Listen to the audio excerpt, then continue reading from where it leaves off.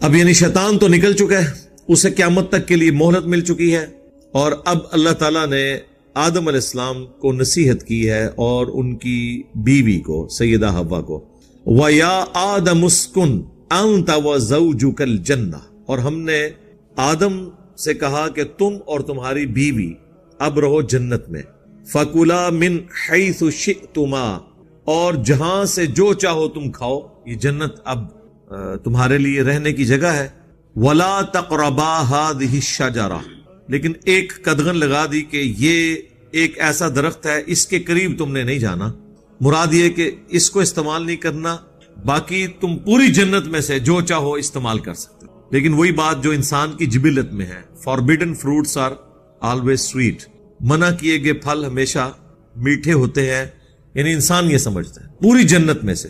Basically یہ حضرت آدم علیہ السلام کی اور ان کی بیوی کی ٹریننگ ہو رہی تھی۔ اللہ نے تو اپنی ڈیسٹنی میں مقرر کر دیا تھا کہ ان کو میں نے زمین پہ اتارنا ہے، اس کے لیے ایک ٹیسٹ رکھا گیا کہ انسان کو حق اور باطل میں تمیز کا مادہ دیا جائے، اس کے باوجود بعض اوقات انسان وقتی طور پر حق سے اناد کرتا ہے اور برائی کا راستہ اختیار کرتا ہے، لیکن اس میں اپروچ یہ ہونی چاہیے کہ جب آپ کو آپ کی غلطی پر مطلع کیا جائے تو آپ رجوع کریں اور فوراً معافی مانگ لیں۔ اسی کا نام آدمیت ہے، آدم، اور غلطی کا احساس ہونے کے باوجود، اسے احساس دلانے کے باوجود اپنی غلطی کے اوپر جسٹیفیکیشن دینا، یہ شیطنت ہے، شیطانیت ہے۔ یہی کام شیطان نے کیا تھا جو ہم پچھلی دفعہ کور کر چکے ہیں۔ تو یہ ایک پریکٹس تھی کہ اب دیکھ لیں پورے جنت میں ہر پھل کو تم استعمال کر سکتے ہو پوری جنت کے اندر، سوائے ایک درخت کے۔ یعنی جو حلال ہے اس کا دائرہ کار بہت بڑا ہے، حرام کا دائرہ کار بڑا چھوٹا ہے۔ چند چیزیں جو حرام ہیں، باقی سب حلال ہیں۔ سورۃ النساء میں آیا کہ یہ حرمت والے رشتے ہیں، آیت نمبر 22 میں 23 میں۔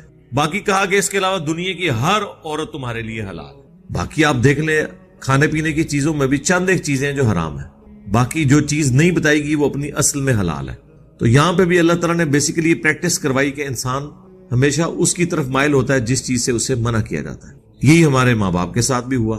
اللہ تعالیٰ نے فرمایا پوری جنت ہے لیکن یہ ایک درخت ہے۔ اب اس درخت کی کوئی تفصیل نہیں آئی کہ یہ کون سا درخت تھا، اور نہ یہ کوئی اتنا اہم ہے کہ وہ درخت کون سا تھا کہ جس کا فروٹ کھانے کی وجہ سے اللہ تعالیٰ نے انہیں جنت سے نکال دیا اور سارے معاملات ہوئے۔ اس میں میسج یہ ہے کہ اللہ تعالیٰ نے جن چیزوں سے منع کیا ہے اس میں بچنے میں ہی عافیت ہے، پوری زندگی کے اوپر اس کو لے کے چل رہا ہے۔ فَتَكُونَا مِنَ الظَّالِمِينَ، اگر ایسا ہوا تو پھر تم دونوں ظالموں میں شمار ہو جاؤ گے۔ اچھا، اب یہ جتنی آیات مسلسل 1 درجن سے زیادہ آیات ہیں، آپ دیکھیں گے اس میں تثنیہ کا صیغہ استعمال ہوا ہے، تم دونوں، تم دونوں، ان دونوں، ان دونوں نے یہ کیا، ان دونوں نے پھر معافی مانگی، ان دونوں کو معاف کر دیا۔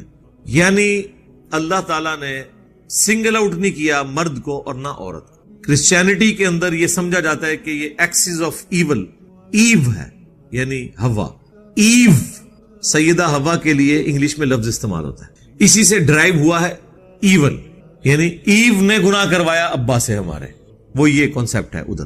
لیکن قرآن حکیم میں جہاں بھی یہ چیز آئے گا آپ دیکھیں گے کہ ان دونوں نے یعنی صیغہ سنگولر کا نہیں استعمال ہوا، تثنیہ کا ہوا ہے۔ جمع کا اس لیے نہیں ہوا کہ جمع عربی میں 3 سے شروع ہوتی ہے، لیکن مشرق سنگولر، مشرقین 2 مشرقیں، مشارق 3 یا 3 سے زیادہ۔ تو یہاں پہ آپ دیکھیں تثنیہ کے صیغے آپ کو ملیں گے۔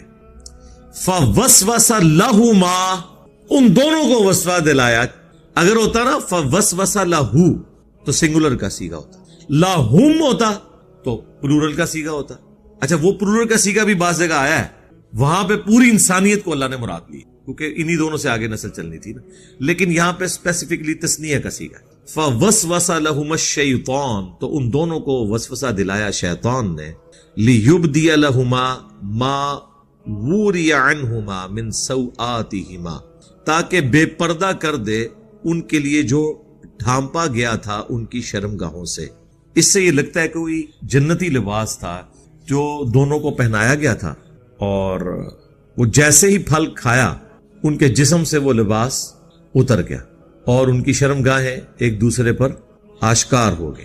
یعنی یہ فوربیڈن فروٹ کھانے کی وجہ سے اللہ تعالیٰ کی طرف سے ایک سزا ہوئی، اب وہ جنتی لباس کس طرح کا تھا اس کی کوئی تفصیل آئی نہیں ہے. مختلف روایتیں، اب اسرائیلی روایتوں میں ملتا ہے یہ ناخن جو ہے یہ اس جنتی لباس کی باقیات ہیں. میری تو نہیں عقل مانتی کہ اس طرح کا کوئی لباس ہو، تو بڑا ہارڈ ہے، پورے جسم پہ تو یہ ہو، واللہ عالم. باقی اس میں صرف اتنا ہی ذکر ہے کہ ان کے جسم کے جو جنتی لباس تھا وہ اتار دیا گیا اور شرمگاہیں ان کے لیے ظاہر ہو گئی. اس میں یہ بھی شائبہ ملتا ہے کہ شاید اس سے پہلے سیکس کے حوالے سے کوئی ایجوکیشن نہیں تھی، نہ یہ پتا تھا کہ یہ چھپانے کی جگہ ہے. اللہ تعالیٰ نے یہ اس کھانے کی وجہ سے ان کے اندر یہ کمپیٹنسی پیدا ہوگی کہ ان کو اس چیز کی شناخت بھی ہوگی. اور آج بھی آپ دیکھ لیں جو کھاتے پیتے لوگ ہیں نا، ان کے اندر یہ اس طرح کی چیزیں زیادہ کودتی ہیں. جس کو 2 وقت کی روٹی کی فکر ہو وہ بیچارہ ان کاموں میں نہیں پڑتا. عیاشی سارے وہ لوگ کرتے ہیں جن کے پیٹ بھرے ہوئے ہوتے ہیں، جتنا کھاتے ہیں اتنی شہوت ان کے اندر کودتی ہے. وقالا، اور کہا، کس نے؟ شیطان کی طرف آ رہا ہے کہ شیطان نے جو وسوسہ دلایا تو وہ کون سا وسوسہ تھا؟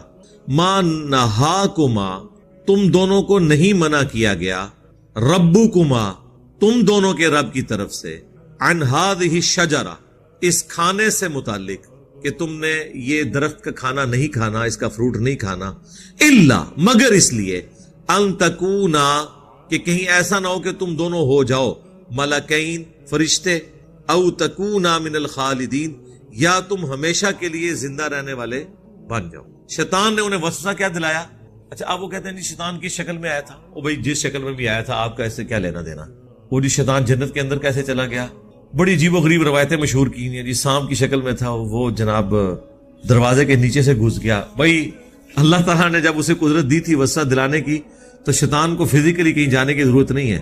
شیطان دنیا میں جہاں کہیں بھی بیٹھا ہو، اللہ نے اسے یہ طاقت دی ہے کہ وہ کسی کے دل میں بھی وسوسہ ڈال سکتا ہے. یہ اس کو پاور دی ہے اللہ نے آزمائش کے لیے. اصل مقصد یہ کہ آپ نے اس بات کے اوپر توجہ کرنی ہے کہ شیطان انسان کو وسوسہ دلاتا کیسے ہے. اسے لمبی امیدیں دلا دیتا ہے. جینے کی خواہش ہمیشہ کے لیے یہ انسان کے اندر موجود ہے. انسان کی انسٹنکٹ میں ہے کہ وہ مرنا نہیں چاہتا، اور یہ خواہش اللہ تعالیٰ جنت میں اس کی پوری کر دے گا، ہمیشہ کی زندگی اسے مل جائے گی. ایک یہ خواہش ہے، دوسرا خدا بننے کی خواہش ہے انسان کی. اسی لیے انسان نے خدائی کا دعویٰ کیا ہے.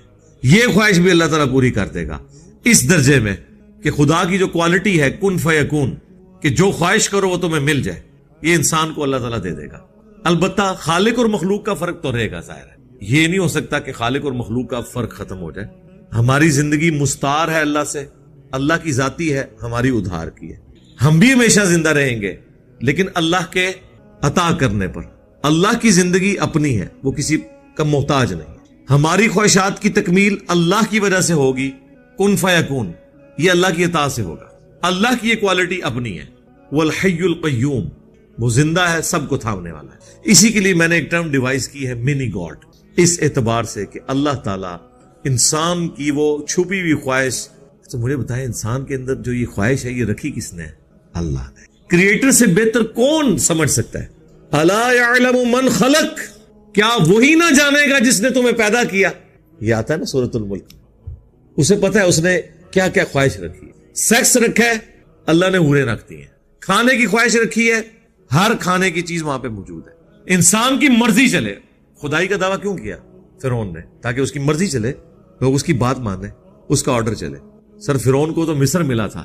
بخاری مسلم اٹھائیں، جو سب سے آخر میں جنت میں جائے گا ہزاروں لاکھوں سال کا اپنا عذاب بھگتنے کے بعد، ڈائریکٹ نہیں، صرف ایک کلمے کی برکت سے سب سے آخر میں جو جنت میں جائے گا اسے پلانٹ ارتھ سے 10 گنا بڑی جنت ملے گی. پلانٹ ارتھ. یہاں تو لوگ ایک ملک پہ حکومت چاہتے ہیں نا، ایک سٹی پہ حکومت چاہتے ہیں، یا زیادہ پوری دنیا پہ چاہتے ہوں گے نا. وہ بھی دنیا پہ ان کی حکومت نہیں ہوتی ہے، دنیا کے انسانوں پہ ہوتی ہے. 2/3 تو سمندر ہے، اس کے اندر مخلوقات ہیں، مخلوقات پہ نہیں ہوتی ہے. کسی درخت کو کوئی امریکن صدر حکم دے کہ تو فروٹ اگا سکتا ہے، لیکن سر یہ تو ہر جنتی کو وہاں پہ مل جانا ہے. 10 گنا بڑی جنت. یہ جو اتنی گلیکسیز دریافت ہو رہی ہیں یہ سرکار ہمارے لیے ہیں، یہ ہمارے باپ کی میراث ہے، انشاءاللہ ہمیں ملنے والی ہے انشاءاللہ تعالی. تو وہاں پہ انسان کا حکم چلے گا، موت نہیں آئے گی، حکم چلے گا، ہمیشہ کی زندگی مل جائے گی. اور کیا چاہیے؟ سب کچھ مل گیا. بخاری مسلم دونوں میں آتا ہے کہ جنتی جب جنت میں جائیں گے تو اللہ تعالیٰ کی طرف سے ندا دی جائے گی. مسلم میں تو ذرا تفصیل کے ساتھ ہے. تمہیں مبارک ہو، آج کے بعد کبھی موت نہیں آئے گی، ہمیشہ زندہ رہو گے. آج کے بعد بوڑھے نہیں ہوگے، ہمیشہ جوان رہو گے. آج کے بعد کوئی بیماری تمہیں نہیں آئے گی, ہمیشہ خوشحال رہو گے. اور چوتھی چیز, اب اللہ تم سے ناراض کبھی نہیں ہوگا. یار یہ سب سے بڑی تلوار ہے جو ایک انسان کے اوپر لٹک رہی ہے. پوری زندگی بولین الجبرا ہے, 0 1 0 1 0 1. میں نے یہ ادھر 1 کر دینا ہے کیونکہ اس پہ اللہ کی رضامندی ہے اور ناراضگی نہیں ہے. یہاں میں نے 0 کر دینا ہے کیونکہ یہ اللہ نے منع کیا ہے. یہ جو ٹینشن کی زندگی ہے جو صحیح مسلم میں آئے کہ مؤمن کے لیے دنیا قید خانہ ہے اور کافر کے لیے جنت ہے. قید خانہ ہے نا اس حوالے سے, ویسے تو ہنسانا ہے سرکار. ہم سے کوئی پوچھے, ہم قید خانے میں بھی جنت میں رہ رہے ہیں. یعنی میں تو اس وقت دنیا میں جو بڑے بڑے قید خانوں میں زندگی گزار رہے ہیں ان میں سے میں ایک ہوں. میں ایک آزاد زندگی نہیں گزار سکتا. ونریبل ہوں نا دعوت کے والے سے. بزرگان دین اور ان کے ماننے والوں سے خطرات لاحق ہے, کافروں سے نہیں, بزرگان دین کے ماننے والوں سے. لیکن جو پھر دنیا ہنسانا ہے کہ دنیا میں اللہ تعالیٰ آپ کو ایک غنی کر دیتا ہے, آپ گاڈ اورینٹڈ ہو جاتے ہیں, اللہ کی طرف متوجہ ہوتے ہیں, تو دنیا میں تکلیف جھیلنا آسان ہو جاتا ہے. تکلیفیں ختم نہیں ہونی, اگر ہونی ہوتی تو پیغمبروں کی ختم ہو جاتی, حسین ابن علی کی ختم ہو جاتی, نہیں ختم ہوئی. جھیلنا آسان ہو جائے گا. اسی کو کہا گیا فی الدنیا حسنہ وفی الآخرۃ حسنہ, تو پھر واقعی وہ اپنی پرفیکٹ ڈیفینیشن میں حسنہ ہوگا. دنیا ناقص ہے, آخرت پرفیکٹ ہے. اس کی ایک اور بڑی مثال ہے, دنیا میں آپ جتنی مرضی محنت کر دیں, جو آپ کا مقدر ہے وہ آپ کو ملے گا. یہ ہو نہیں سکتا کہ جو آپ نے محنت کی ہے ایگزیکٹلی اتنا آپ کو ملے. یہ ہو سکتا ہے کہ آپ نے کم محنت کی زیادہ مل گیا, کیونکہ دنیا میں یہ نقص ہے. لیس للانسان الا ما سعی, یہ آخرت کے بارے میں, دنیا کے بارے میں نہیں ہے. جو انسان کوشش کرتا ہے اس کے لیے وہی ہے. آخرت میں ایسا نہیں ہے. دنیا میں اگر کسی نے ایفرٹ پٹ کی ہے نا, ایٹ لیسٹ اتنا تو اسے ملے گا, بلکہ اتنا بھی نہیں. قرآن نے کہا 10 گنا, اور کسی کے لیے 700 گنا, کسی کے لیے اس سے بھی زیادہ. آخرت میں یہ نقص نہیں ہوگا, یہ دنیا کا نقص ہے کہ ایک بندہ ایفرٹ کرتا ہے, کامیاب ہو بھی سکتا ہے, ناکام بھی ہو سکتا ہے. آخرت میں اس نے کامیاب ہونا ہی ہونا ہے, 10 گنا اس کو ملنا ہے کم از کم. اسی بات کو اللہ تعالیٰ یقین دلانے کے لیے نا بار بار آخرت کے بارے میں کہتا ہے اللہ تعالیٰ اپنے وعدے کی خلاف ورزی نہیں کرتا. یہ بات کیوں کہتا ہے اللہ؟ دنیا کے لیے تو نہیں کہتا, کیونکہ دنیا کے بارے میں تو اللہ نے کہہ دیا انہیں اپنی مرضی سے دینی ہے, اس لیے دنیا میں اللہ نے وعدہ بھی نہیں کیا ہوا اس طرح کا. آخرت کا اللہ کا وعدہ ہے کہ نہ رسولوں کے وعدے جھوٹے ہوں گے, نہ اللہ کا وعدہ جھوٹا ہوگا. جس نے محنت کی ہے, یہ اکثر لوگ کہہ دیتے ہیں نا منو تو اللہ نے جہنم میں جی سٹ رہا ہے, نعوذ باللہ, کبھی بھی نہیں یہ کہنا چاہیے. بخاری مسلم کی حدیث ہے, میں اپنے بندے کے گمان کے قریب ہوں جیسا میرے بارے میں گمان کرے. لیکن چھڑا گمان ہی نہیں, نرا گمان نہیں, ایفرٹ پٹ کرنے کے بعد. میں نے دیکھا کہ یہ لوگ بڑے کانفیڈنٹ ہیں, دھڑلے سے برائیاں کرتے ہیں, کہتے ہیں نہیں جی اللہ بخش دے گا, مجھے پتا ہے. تو انہوں کچھ بھی نہیں پتا, ڈنگرا کچھ بھی نہیں پتا. اگر یہ بات ہوتی تو پیغمبر ڈرا کے جاتے. ہاں, پوری ایفرٹ پٹ کرنے کے بعد اگر آپ سے کوئی پوچھے کہ ہاں جی آپ کو یقین ہے آپ نے جنت میں جانا ہے, تو آپ کہا کریں انشاءاللہ مجھے یقین ہے کہ میں نے جنت میں جانا ہے, کیونکہ میرے پیغمبر کا وعدہ سچا ہے, میرے رب کا وعدہ سچا ہے کہ جو پیغمبروں کی پیروی کریں گے ہم انہیں جنت میں بھیجیں گے. یہ قصہ آدم اور ابلیس جب شروع میں آیا ہے سورۃ البقرہ میں, تو اللہ تعالیٰ نے کیا فرمایا کہ قُلْ نَهْبِطُوا مِنْهَا جَمِيعًا, پھر ہم نے آدم اور اس کی بیوی سے کہا تم سب کے سب زمین میں اتر جاؤ. فَإِمَّا يَأْتِيَنَّكُم مِّنِّي هُدًى, اب جب کبھی بھی کوئی میری طرف سے ہدایت کی کتاب تمہارے پاس آئے گی, فَمَن تَبِعَ هُدَايَ فَلَا خَوْفٌ عَلَيْهِمْ وَلَا هُمْ يَحْزَنُونَ, جو بھی قرآن کی یا کتابوں کی پیروی کر لیں گے پیغمبروں کی, انہیں قیامت کے دن نہ کوئی خوف ہوگا نہ کوئی غم. اور جو اللہ کی آیات کو جھٹلائیں گے وہ ہوں گے اہل جہنم, رہیں گے اس میں ہمیشہ ہمیشہ. اللہم اجرنا من النار, اللہم انا نسألک جنت الفردوس مع النبیین والصدیقین والشہداء والصالحین, آمین. تو وہاں پہ دیکھ لیں اللہ نے وعدہ کر دیا ہے آخرت میں کوئی نقصان نہیں. اس لیے آپ دیکھیں جگہ جگہ قرآن میں یہ بھی آتا ہے ہم کسی کے عمل کرنے والے کے عمل میں کمی بھی نہیں کریں گے, اس کو کوئی نقصان بھی نہیں ہوگا. یہ اس لیے کہا جاتا ہے کہ دنیا میں یہ رول نہیں ہے نا. انسان کو وسوسہ آ سکتا تھا کہ اگر محنت کا رزلٹ ہی نکلنا ہے تو ڈاکٹر طاہر القادری صاحب نے تھوڑی محنت کی ہے, وزیر اعظم تو کوئی نہیں بنے. ہاں, کسی کو خیال آ سکتا ہے, ہر حربہ انہوں نے استعمال کیا ہے. تو آخرت کے لیے جو محنت کرتا ہے نا اسے انعام مل جاتا ہے, اس کو کوئی گلہ شکوہ نہیں. اب یہ انسان کے اندر خواہشات کچھ چھپی ہوئی ہیں, وہ پوری ہونی ہے جنت میں جا کے, لیکن خواہشات اندر موجود ہیں. یہ ساری باتیں مجھے اس لیے ذہن میں آئی, یہ بڑی ایک بعض اوقات چیز سمجھ نہیں آتی ہے کہ جب انسان کو فرشتوں نے سجدہ کر دیا, اب انسان کو کون سی چیز ہے جو وسوسہ دلا رہی ہے کہ وہ فرشتہ بننے کی خواہش کر رہا ہے؟ بھئی تیرا مرتبہ تو بڑا اونچا ہے, تو کیوں اپنے آپ کو گرا رہا ہے؟ اور دوسری بات, او تکونا من الخالدین, کہ یا تم ہمیشہ رہنے والوں میں شامل نہ ہو جاؤ. یہ وہ چیز ہے کہ انسان ہمیشہ رہنا چاہتا ہے, انسان کو یہ پتا چل گیا تھا کہ موت مجھے آنی ہے. شیطان نے اسے یہ وسوسہ دلایا کہ اگر یہ درخت کا تو نے پھل کھا لیا تو جو بھی اسے کھائے گا اسے موت نہیں آئے گی, وہ فرشتوں کی طرح ہو جائے گا. کوئی فرشتوں کو بھی موت نہیں آنی, وہ قیامت کی موت تو آنی ہے, ہمیشہ کی زندگی ہے ان کے لیے. تو انسان کے اوپر جزوی فضیلت فرشتوں کو یہ حاصل ہے. موت بہرحال ایک نقص تو ہے نا دنیا کے اعتبار سے, یہ تو نیک بندہ بھی پسند نہیں کرتا موت کو. صحیح بخاری کی حدیث ہے نا, حدیث قدسی, کہ اللہ تعالیٰ فرماتا ہے, نبی علیہ السلام کہتے ہیں, وہ جو حدیث ہے ہاتھ بن جاتا ہوں پاؤں بن جاتا ہوں, وہ والی حدیث, اس میں یہ بھی الفاظ ہے, اللہ تعالیٰ فرماتا ہے کہ مجھے کسی بات سے اتنا تردد نہیں ہوتا جتنا تردد مجھے ہوتا ہے جب میں اپنے نیک بندے کی روح کو قبض کرنے لگتا ہوں, کیونکہ وہ بھی تو دنیا میں رہنا چاہتا ہے نا, کون نہیں رہنا چاہتا. اچھی صحت والی زندگی اللہ سے مانگنی چاہیے, جتنی زندگی زیادہ ہوگی آپ اتنی زیادہ نیکیاں کر سکتے ہیں. رذیل عمر تک نہ پہنچایا جائے وہ تو دعا ہے, وہ ایک الگ چیز ہے, ورنہ زیادہ زندہ رہنے کی خواہش تو انسان کو ہوتی ہے نا. یار موسیٰ علیہ السلام نے نہیں تھا تھپڑ مار دیا اسرائیل کو, بخاری مسلم میں آتا ہے, تو وہ زندہ رہنے کی خواہش تو انسان کے اندر موجود ہے.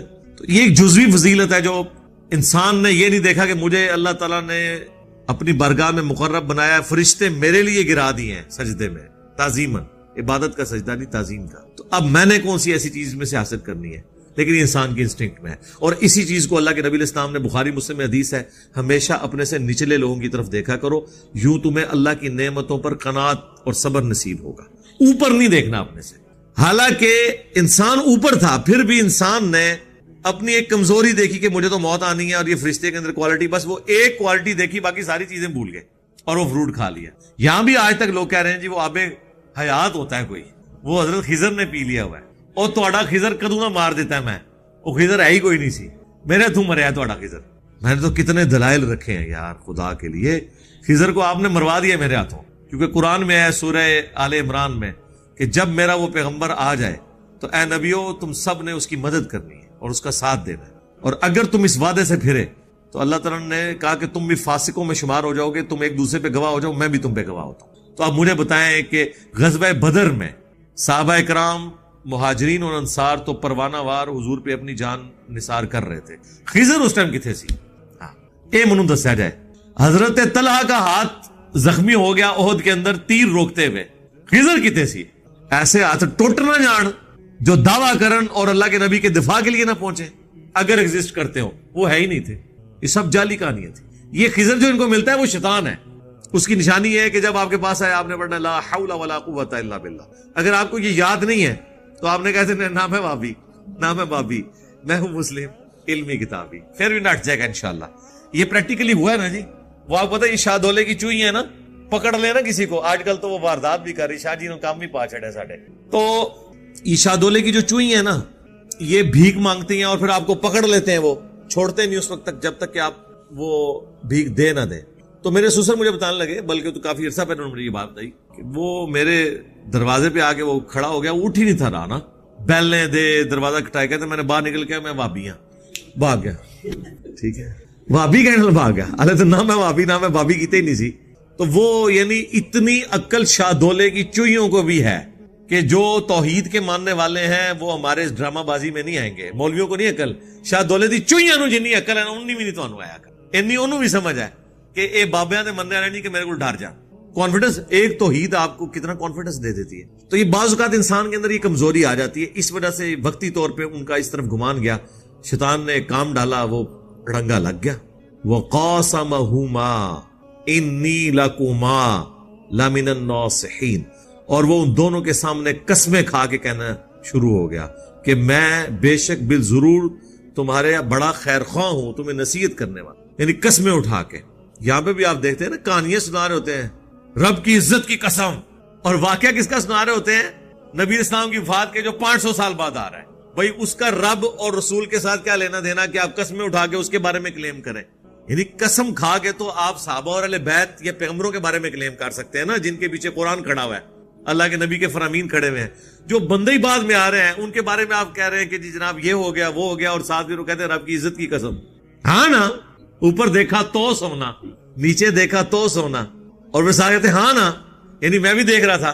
یہ وہ والی چیز ہے. تو شیطان نے قسم دلوائی, قسمیں کھا کے کہا. اب یہاں دیکھیں, یہاں پہ بھی وہی صیغہ تثنیہ کا ہے, وَقَاسَمَهُمَا, انی لکما دونوں کے سیغے کے ساتھ لمن الناصحین ضرور بالضرور خیر خواہ فدلاہما بغرور تو شیطان نے ان کو آخر گرا دیا دھوکہ دے کے بہکا ہی دیا فلما پس جب ذاق الشجرہ ان دونوں نے وہ کھایا پھل اس درخت کا بدت لہما سوآتہما تو ان کے لیے پھر ان کی شرمگاہیں ظاہر ہوگی جنتی لباس اتر گیا سزا مل گئی وَطَفِقَا يَخْصِفَانِ عَلَيْهِمَا مِنْ وَرَقِ الْجَنَّةِ تو اب جیسے شرمگاہیں ظاہر ہوئی تو ظاہر ہے کہ وہ انسان کی جبلت ہے تو انہوں نے درختوں کے پتوں سے اپنی شرمگاہوں کو چھپانا شروع کر دیا ظاہر ہے اس وقت کوئی فیکٹری نہیں لگی ہوئی تھی وہی کپڑے تھے ایک ہی جوڑا تھا وہ بھی اللہ نے لے لیا اور پھر جب اللہ لے لے تو پھر تو کچھ نہیں ہو سکتا تو پھر انہوں نے درختوں کے پتوں سے اپنے جسم کو ڈھانپنا شروع کر دیا